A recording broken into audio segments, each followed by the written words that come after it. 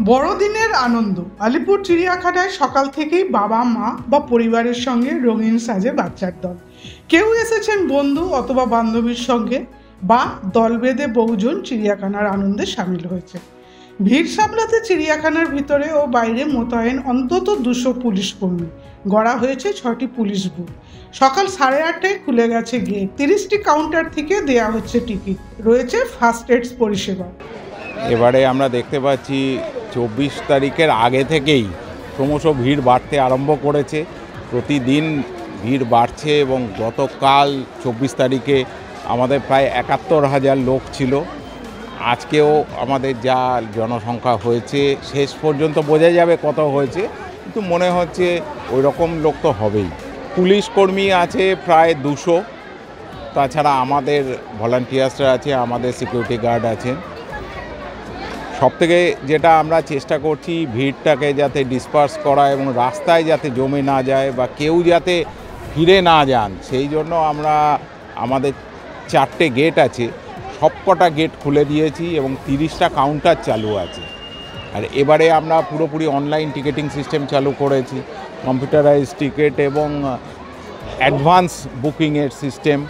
তার মাধ্যমে ভিড়টার ডিসপার্সাল খুব তাড়াতাড়ি হচ্ছে। এছাড়া আমাদের এই 4টেই তো এন্ট্রি গেট আছে, যতগুলো এন্ট্রি গেট আছে আমরা সবকটাই চালু রাখছি এবং সেখানে আমার যতগুলো টিকিট কাউন্টার সম্ভব সেটাও আমরা করে দিয়েছি।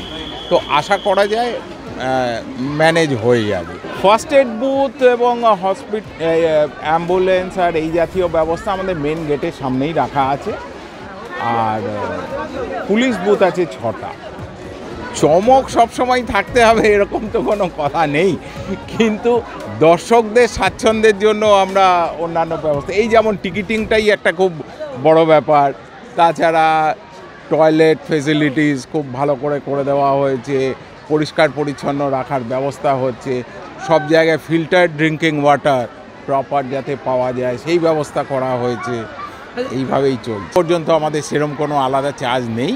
চিড়িয়াখানার মধ্যে এখনও পর্যন্ত ফুড ইজ অ্যালাউড, তারা নিয়ে আসে। সম্পূর্ণ বাইরে থেকে যারা আসছেন তাদের যদি তারা কেউ পশু পাখিকে খাবার দিতে যান অথবা কোনো রকম যদি ডিস্টার্ব করে বা অন্য কোনো রকম বিশৃঙ্খলা করার সৃষ্টি করে, সেখানে আমাদের বন্যপ্রাণ সংরক্ষণ আইন অনুযায়ী 2000 টাকা পর্যন্ত জরিমানা এবং 6 মাসের জেলের প্রভিশন রয়েছে।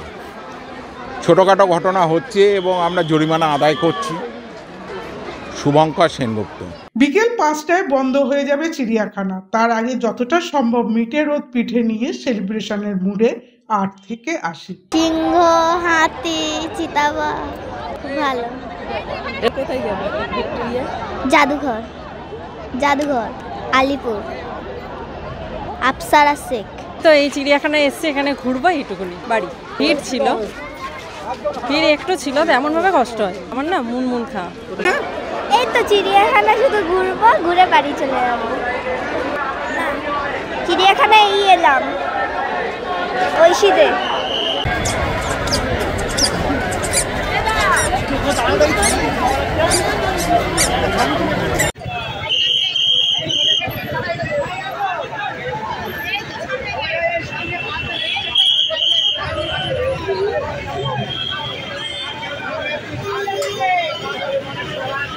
ব্যুরো রিপোর্ট, সূত্রকার সংবাদ।